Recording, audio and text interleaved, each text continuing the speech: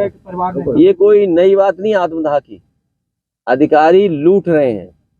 अभी बड़ा अच्छा लगा कि मुख्यमंत्री जी ने ये स्वीकार किया कि गोरखपुर में बहुत भूमाफिया आ गए हैं। अगर आपने अखबार ध्यान से पढ़ा होगा तो आपने पढ़ा होगा कि मुख्यमंत्री जी खुद स्वीकार कर रहे हैं कि गोरखपुर में भूमाफिया आ गए हैं। तो जो भूमाफिया हैं भारतीय जनता पार्टी में बहुत पनप रहे हैं। कोई जिला नहीं बचा जहां पर भारतीय जनता पार्टी के बड़े पैमाने पर भूमाफिया काम न कर रहे हो। आप जमीन कब्जा कराने का काम, आप पीडीओ को लेकर जमीनों को विभागों से किस तरीके से छीना जाए, कानून के माध्यम से उसका दुरुपयोग कैसे किया जाए, भारतीय जनता पार्टी सबसे बड़ी भूमाफिया पार्टी बन गई है। निर्वाचन आयोग भारत सरकार आपके करीबी माने जाते हैं, इस्तीफा दिया है उन्होंने। करीबी है, इस्तीफा दे दिया है तो अच्छी बात है। जब आप दोनों बातें कह रहे हो कि वो करीबी भी हैं, इस्तीफा भी दे दिया। अध्यक्ष जी कई तरीके के समाजवादी पार्टी समाजवादी पार्टी पर उनके आरोप भी उन्होंने लगाए हैं और मोदी जी की तारीफ कर रहे हैं। अच्छी बात है, अगर किसी के ख्याल बदल गया हो, जिसका ख्याल बदलता है उसका फिर ख्याल बदल जाएगा। पूरे देश में सर बैलेट पेपर की मांग चल रही है लगातार अधिवक्ता और उनको ईवीएम को लेकर विरोध कर रहे हैं। मैं अधिवक्ता और देश के तमाम नागरिकों को और उसके पक्ष में जो लोग हैं जो ये चाहते हैं कि दुनिया में जिस तरीके से वोटिंग हो रही है, अगर हमने आपने जो विकसित भारत का सपना दिखाने का काम किया और देखा हम लोगों ने किस तरह कार्यक्रम चला, विकसित भारत अगर आप बनाना चाहते हैं तो विकसित देशों की हम कुछ नकल करें। अमेरिका जैसा देश ये आज़ादी देता है कि आप कैसे वोट डालेंगे। जर्मनी है वो बैलेट से वोट डाल रहा है। जापान जहाँ से ईवीएम बनी वो बैलेट से वोट डाल रहा है। यूरोप में तमाम जो विकसित देश हैं वो बैलेट से वोट पड़ रहा है वहाँ पर। आपके देश में बैलेट से वोट क्यों नहीं? ये लड़ाई लंबी है, 2024 के बाद भी चलेगी।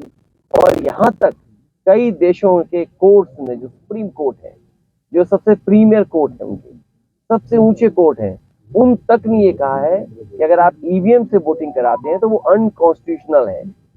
अगर आप जर्मनी का पढ़ेंगे तो जर्मनी में ये कोर्ट ने कहा, उनके सबसे बड़े कोर्ट ने, कि अगर यहाँ पर वोट ईवीएम से पड़ेगा, इलेक्ट्रॉनिक मशीन से पड़ेगा, इसका मतलब ये है कि वो अनकॉन्स्टिट्यूशनल है।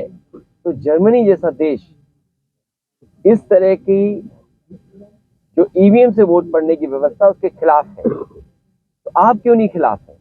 ये लड़ाई लंबी है। हमें उम्मीद है कि आने वाले समय में जो भी सरकार बनेगी वो उस दिशा में काम करेगी।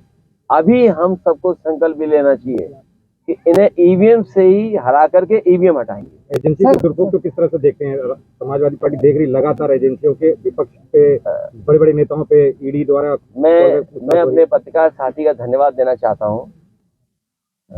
ईडी विभाग जिसने बनाया, जिस सरकार में बना, उस मंत्री को भी फेस करना पड़ा और जेल जाना पड़ा। एक समय कांग्रेस का था, जिस समय ये विभाग बनाया गया ईडी को ज्यादा पावर दी गई और जिस मंत्री ने बनाया था उस मंत्री को भी वही फेस करना पड़ा। ईडी जैसे विभाग को अमानवीय व्यवहार नहीं करना चाहिए किसी भी सीनियर पॉलिटिकल लीडर के साथ। सबसे बड़ी बात यह है कि 10 लाख करोड़ जो तमाम फरेबी लोग हैं उनके पास दिए गए, जो पैसा लेकर के विदेश भाग गए, क्या किया है? जो आंकड़े कहते हैं सबसे ज्यादा ईडी विभाग का, सीबीआई का, इनकम टैक्स का दुरुपयोग किसी वो भारतीय जनता पार्टी। जो भी छापे पड़े हैं, जिसको भी बदनाम करने का काम किया है, 90% केसेस में केवल विरोधी लोगों के खिलाफ कार्रवाई हुई है। क्या इनके यहाँ मुनाफा कमाने वाले लोग नहीं है? याद रखना आप, जो मुनाफा ज्यादा कमाते हैं, जो मुनाफा ज्यादा कमाते हैं वो भी भ्रष्टाचार कर रहे हैं। कोई चीज जो सस्ती है उस पर जानबूझ करके मुनाफा कमाना भी भ्रष्टाचार है। ये भारतीय जनता पार्टी अपने उद्योगपतियों को, अपने सहयोगी लोगों को भ्रष्टाचार की खुली छूट दे रहे हैं। क्या उत्तर प्रदेश में आप कल्पना कर सकते हैं, जब से बीजेपी की सरकार आई है 40,000 करोड़ से ज्यादा गड्ढा मुक्ति में पैसा खर्च किया है। गड्ढा मुक्ति में खर्च हुआ पैसा 40,000 करोड़। क्या कल्पना कर सकते हैं आप बताइए, सरसों के तेल का कारोबार किसके हाथ में चला गया? आज हम और आप रिफाइंड तेल खा रहे हैं, किसके हाथ में है? ये तमाम बड़े सवाल हैं जिसका भारतीय जनता पार्टी जवाब नहीं देती। और जो लोग कहते थे निवेश आएगा, हर जगह जमीन पे मीटर डाल करके नापने लगते हैं कि यहाँ पे उद्योग आने वाले हैं, यहाँ कारखाने आने वाले हैं। मैंने सुना है कि एक्सप्रेसवे के किनारे भी एक सपना दिखाया गया यहाँ पर, तो उद्योग और कारखाने लगेंगे। और बताइए, आपके देश के नौजवान जो बेरोजगार हैं वो लाइन में लग करके इजराइल जा रहे हैं। इससे ज्यादा शर्मनाक बात सरकार के लिए कोई नहीं हो सकती कि आपके लोग वॉर में जाकर के काम करेंगे, अपने घर परिवार के लोगों को छोड़ करके, अपने माँ बाप को, अपनी पत्नी को, अपनी बहन को छोड़ करके। और कितनी बड़ी रिस्क लेंगे नौकरी के लिए कि वो इजराइल में जाकर के काम करेंगे। क्या ये सरकार जो निवेश का सपना दिखा रही थी, कोई जमीन पे निवेश आया है क्या? 94 साल के हो चुके सफीकुर रहमान बर्क को आपने टिकट दी है। मैंने उनसे कहा कि हमारे लिए ओल्ड इज गोल्ड, और जो हमारे पुराने लोग हैं और जब तक वो हैं तब तक वो चुनाव लड़ेंगे। अध्यक्ष जी, कांग्रेस ने ये कहा है कि जिन सीटों को आपने घोषित किया उन पर उनका भी दावा था, आपने हिडन एजेंडा के तहत ये हमारी जो कांग्रेस की बातचीत है, ये बातचीत ANI और प्रेस की नहीं है। इसलिए हमें और कांग्रेस और जिन दलों से हमारा गठबंधन हो रहा है, हमारी कोशिश होगी कि उन्हें संतुष्ट करें। जिस दलों से हमारा गठबंधन हो रहा है, क्या वो फॉर्मूले के तहत आपके साथ चुनाव में 2024 जुलाई में शामिल रहेंगे? PDA हमारी एक रणनीति है, इंडिया गठबंधन है, और PDA का मतलब यह है कि 90% आबादी की बात कहना। के प्रदेश प्रभारी अविनाश पांडे ने आरोप लगाया है कि आपने सूची जारी की है वो गठबंधन को दृष्टिगत रखते हुए नहीं की है, वो उसको नकारते हैं। उस पर कोई चर्चा न करें। गठबंधन होगा और सीटों का भी बंटवारा अच्छा होगा। कांग्रेस के सांसद भी यही कह रहे हैं कि जो आपने जो सीटें पंचायत घोषित की है वो गठबंधन की सीटें नहीं है, तो आपने अपने हाँ ठीक है, नहीं गठबंधन, मैंने इसीलिए कहा आपसे कि गठबंधन होगा और कोशिश होगी कि भारतीय जनता पार्टी का सफाया उत्तर प्रदेश से हो। राहुल गांधी का भी यूपी में जल्द ही दौरा है।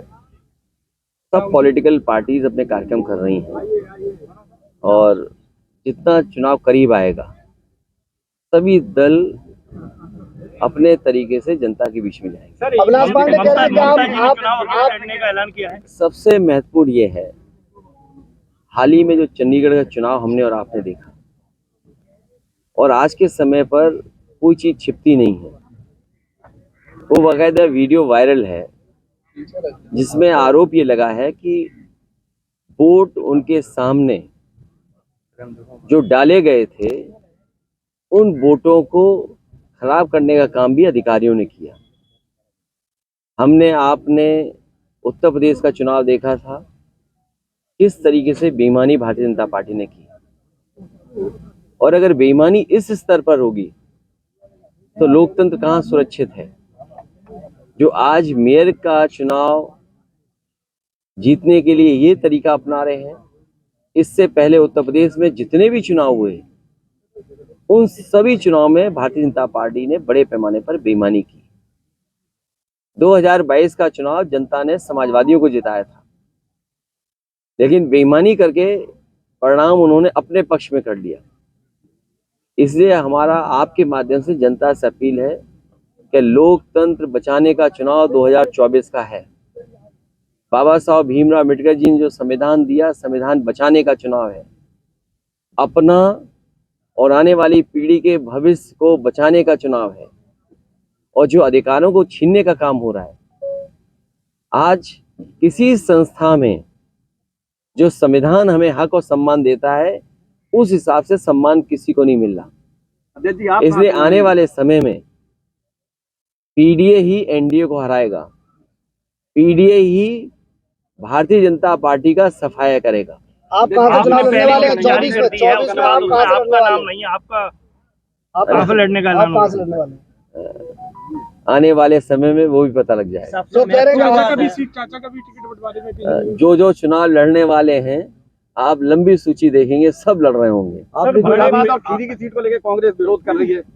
देखिए, समाजवादी पार्टी का मानना बिल्कुल साफ है आज उत्तर प्रदेश में भारतीय जनता पार्टी ने जिस तरीके से काम किया है, समीकरण प्रत्याशी अच्छा हो, जो सीट भारतीय जनता पार्टी को हरा देगा जो प्रत्याशी, उसी दल उसी प्रत्याशी को टिकट मिल जाएगी। सर, समाजवादी पार्टी का कहीं किसी प्रत्याशी को लेकर के, किसी सीट को लेकर के नहीं है, कोई आपत्ति नहीं है। समाजवादी पार्टी की कोशिश रहेगी गठबंधन बने और गठबंधन ही भारतीय जनता पार्टी को हराए। कांग्रेस कह रही है कि गठबंधन तो आपने माना नहीं, उनका भी इसकी दावा चिंता था। कोई नहीं करे, कौन कहां से कौन सा प्रत्याशी उतरेगा, ये भारतीय जनता पार्टी का सबसे बड़ा खतरनाक परिवार है। निगाहें तो आपके ऊपर टिकी हुई है। भारतीय जनता पार्टी का निगाहें तो आपके ऊपर टिकी हुई भारतीय है। जनता पार्टी का सबसे खतरनाक परिवार है। उस परिवार की वो चर्चा ही नहीं करते, जो निर्वाचन सबसे ज्यादा नफरत फैला रहा है परिवार, जो सबसे ज्यादा हमारी संस्कृति को खराब करने का काम कर रहा है। और हमारे देश की संस्कृति रही है मिलजुल करके रहने की, मेल मिलाप की संस्कृति है, भाईचारे की संस्कृति है। हमारा समाज एक गुलदस्ते की तरह है।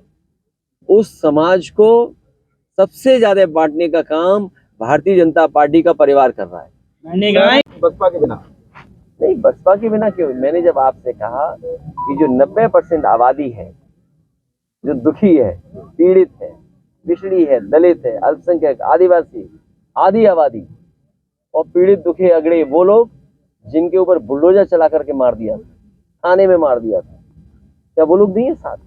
हमारे प्रेस के लोग जो दुखी हैं, ये भी तो हमारे साथ हैं, ये भी तो पीडीए के हिस्सा है। लगातार जो है पीडीए को लेकर आप चुनाव मैदान में आए हैं और अभी दूसरी लिस्ट कब जारी होगी और मायावती क्या इसमें शामिल हो पाएंगे? दूसरी, तीसरी, चौथी सूची बहुत जल्दी आ जाएगी। लेकिन सर कांग्रेस का तो विरोध है आपकी सीट पे ही। उन्होंने कहा तमाम सीटें हमसे पूछ के पीडीए। मैंने ये कहा कि जो हमारे गठबंधन के सहयोगी दल हैं, समाजवादी पार्टी की कोशिश होगी उन्हें संतुष्ट करना।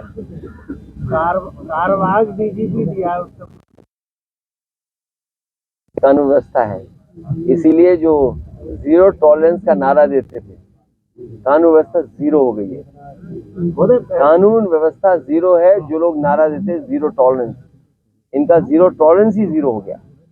आप देखिए महिलाएं के ऊपर सबसे ज्यादा अपराध है।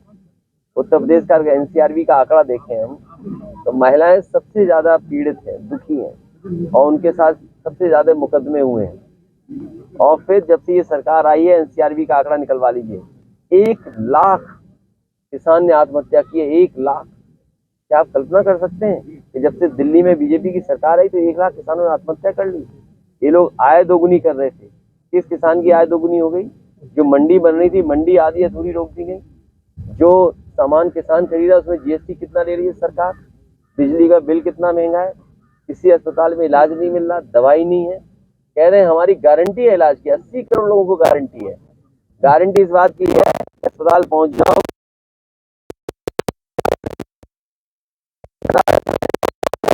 गारंटी है।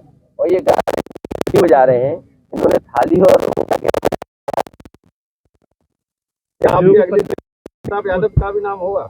आप चश्मा उतार के देखो,